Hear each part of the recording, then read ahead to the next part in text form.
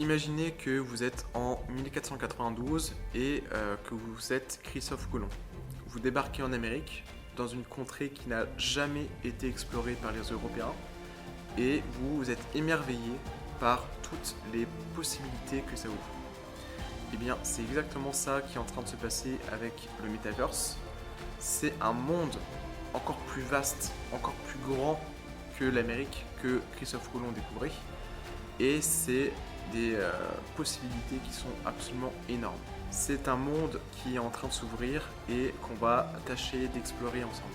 Comment investir dans le Metaverse ?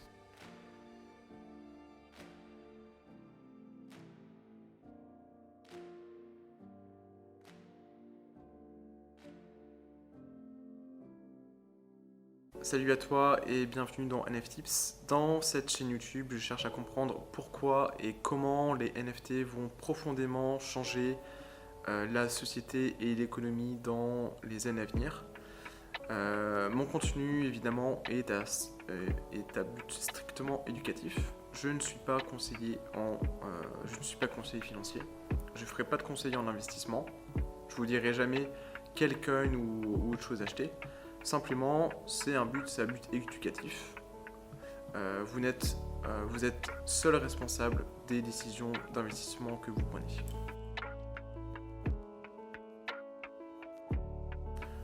Donc le Metaverse, c'est quoi ? Comme vous le savez, on n'investit pas dans quelque chose qu'on ne comprend pas. Donc avant d'investir dans le Metaverse, on va essayer déjà de comprendre qu'est-ce que c'est que le Metaverse. Le Metaverse, c'est pas simplement des terrains virtuels, c'est beaucoup plus compliqué que ça. On peut tenter de le résumer de cette manière. Le Metaverse, c'est un monde virtuel à la confluence entre la blockchain, les réseaux sociaux, la réalité augmentée et la réalité virtuelle. On entre dans ce monde par le biais d'un avatar.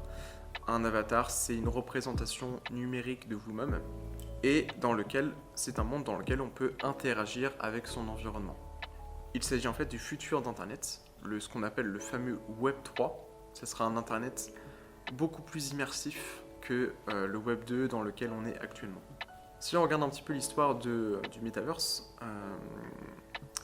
eh bien en fait on se rend compte que cette idée de Metaverse est née en 1992, donc il y a déjà quelques années, dans un roman qui a été écrit par Neal Stephenson dans son livre Snow Crash, en français Le Samouraï virtuel.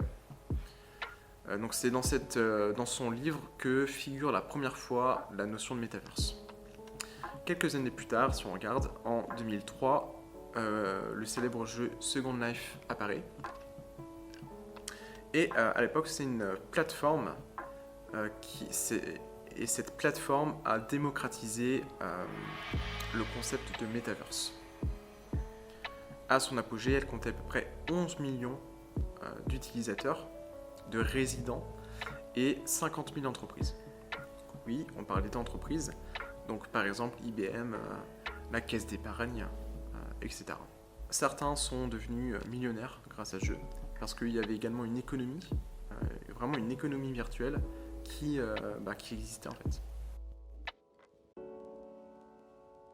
Ce qui est tout à fait intéressant avec le Metaverse, c'est que les grandes marques, Nike, Lacoste, Adidas, commencent à s'y intéresser. Pourquoi est-ce qu'elles s'intéressent à ce Metaverse ? La première raison, c'est que l'économie est en train de se numériser. Ça, c'est un fait qui est absolument indéniable. L'économie est en train de se numériser. On peut le voir avec l'adoption des TIC, donc technologie de l'information et de la communication, en Asie par exemple, en Afrique également, que ce soit donc, pour les nouvelles technologies en général, l'intelligence artificielle, le deep learning, et parmi toutes ces nouvelles technologies figure la blockchain. La blockchain est en pleine croissance, que ce soit pour les crypto-monnaies ou pour les NFT. Mais on n'est encore qu'au début de l'adoption de cette nouvelle technologie. Vous connaissez sûrement la courbe qui montre l'adoption d'une nouvelle technologie qui ressemble à une courbe de Gauss, comme ça, et dans laquelle finalement, quand on est au début, il y a ce qu'on appelle les early investors, Et là, on est à peu près à ce niveau-là, en fait. En France, par exemple, il n'y a que 8% des Français qui ont des crypto-monnaies. Donc on est vraiment encore qu'au début. Donc comme je viens de le dire, numérisation de l'économie, blockchain, si on combine les deux ensemble, forcément on obtient le metaverse. Et c'est pas étonnant que le metaverse fasse parler de lui. Et les gros investisseurs ont bien compris ça. Les experts prédisent que le metaverse, le marché du metaverse représentera à peu près 800 milliards d'euros, 800 milliards de dollars en 2024. Donc d'ici 2 ans, ça représentera 800 milliards de dollars. Et ce n'est pas pour rien que Facebook a changé de nom en devenant Meta et a investi des milliards dans ce secteur. La deuxième raison, c'est que ça fournit un canal de vente et un outil publicitaire puissant pour les grandes marques. Donc, vous êtes une grande marque, vous êtes présent dans le metaverse. Si le metaverse est vraiment adopté en masse, ça veut dire que vous allez potentiellement toucher plusieurs millions de personnes. Donc évidemment, si vous avez plusieurs millions de personnes qui sont dans votre metaverse et que vous affichez des pubs dans ce metaverse, forcément, ça va vous générer du trafic. Et de plus en plus, les achats se feront dans justement cet univers virtuel. Donc c'est pour ça que les grandes marques aussi veulent s'implanter dans le metaverse pour profiter du fait de générer de la pub comme ça. Les grandes marques sont en train d'investir massivement dans le metaverse, mais vous aussi, vous pouvez investir dans le metaverse. Donc concrètement, comment on fait? Il y a plusieurs choix possibles. C'est possible d'acheter par exemple une crypto dans le metaverse, enfin une crypto-monnaie du metaverse. Donc ça peut être par exemple du Sand, du Mana, etc. Donc deuxième solution, ça peut être par exemple d'acheter des NFT. Donc des NFT, ça peut être des accessoires, ça peut être des skins, des choses comme ça. Un peu comme dans Fortnite. Et d'ailleurs, ce qui est intéressant, c'est que dans Fortnite, il y a des gens qui sont prêts à dépenser des centaines de dollars pour acheter un skin qui finalement ne leur appartient pas. Ça appartient à Fortnite. Ce qui sera particulièrement intéressant avec les NFT, c'est que cette fois-ci, les skins, par exemple, qui seront achetés dans un jeu, appartiendront réellement à celui qui l'a acheté. Enfin, troisième façon d'investir dans le metaverse, c'est par exemple d'acheter des terrains et soit de les revendre, soit de les louer. Donc ça peut être par exemple une maison, ça peut être un terrain. Voilà, vous achetez une maison dans le metaverse, un terrain disons, vous achetez un terrain dans le metaverse, par exemple dans Sandbox. Vous l'achetez, je sais pas, je dis n'importe quoi, par exemple 2 ETH et vous essayez de leur vendre à peu près 4 ETH par exemple, ou alors vous le mettez en location. Voilà, il y a plein de possibilités. Évidemment, c'est très risqué, donc c'est à vous de faire vos propres recherches pour savoir si c'est intéressant d'acheter un terrain pour essayer de le revendre après. Et enfin, une dernière façon d'investir, ce n'est pas d'investir son argent, mais c'est plutôt d'investir son temps. Investir son temps pour mieux gagner de l'argent, c'est une façon de faire qui est intéressante, parce que si vous n'avez pas forcément les moyens d'acheter un terrain pour soit le revendre, soit le louer, vous pouvez investir votre temps dans le jeu, dans le metaverse, pour essayer de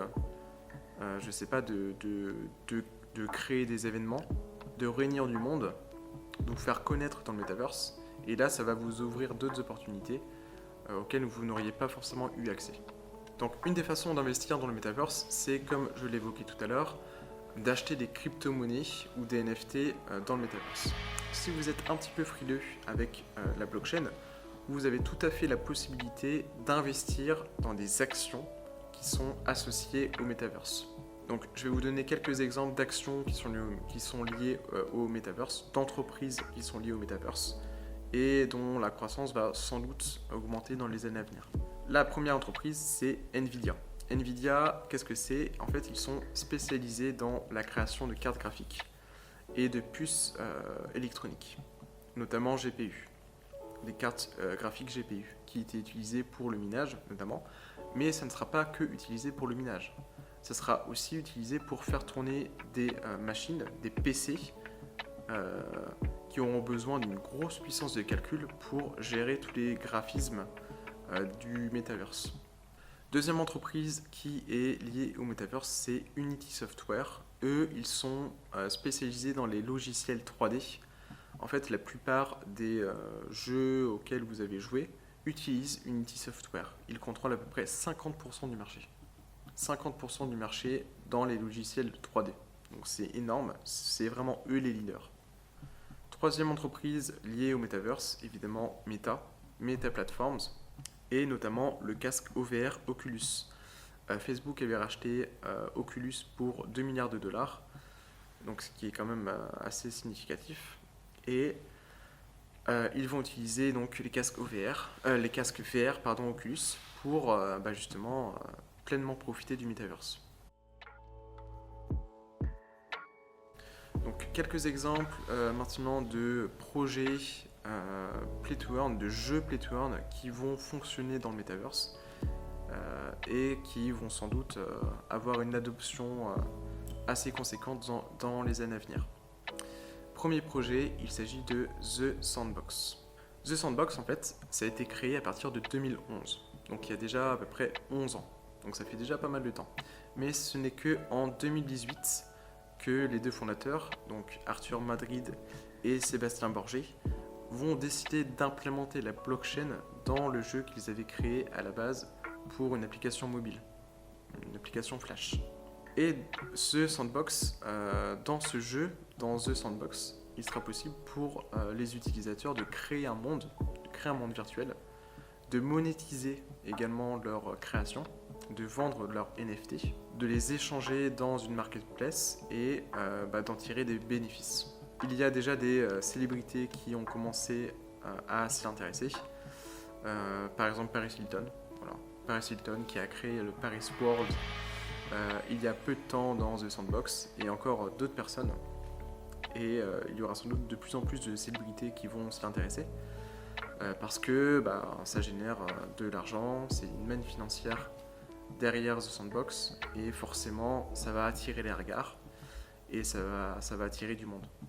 Dans The Sandbox, il y a des terrains qui sont à vendre, il y en a exactement 166 464. 166 464 parcelles de terrain à vendre dans le jeu et la plupart d'entre elles sont vendues, peut-être même toutes. Dites-moi dans les commentaires, ça je le sais pas. Voilà. Deuxième jeu Play to Earn qui est intéressant dans le cadre du Metaverse, c'est Decentraland. Decentraland, l'idée de Decentraland est née en 2015, mais les choses se sont mises en place à partir de 2017 avec une ICO, Initial Coin Offering. Et cette ICO a permis de réunir à peu près 86 000 Ethers, ce qui représentait 25 millions de dollars à l'époque, ce qui leur a permis après de développer le projet. Et c'est actuellement le deuxième projet le plus emblématique du Metaverse. Enfin, d'autres projets en vrac qui sont dans l'univers du Metaverse, parce qu'évidemment, j'aurai pas le temps de tout citer. Juste quelques projets en vrac, donc par exemple Pavia, qui fonctionne sur Cardano, qui est aussi intéressant, qui a eu beaucoup de hype quand c'est sorti. Par exemple également OVR, Over the Reality, qui également a pas mal de hype. Et ce qui est intéressant avec OVR, c'est que ils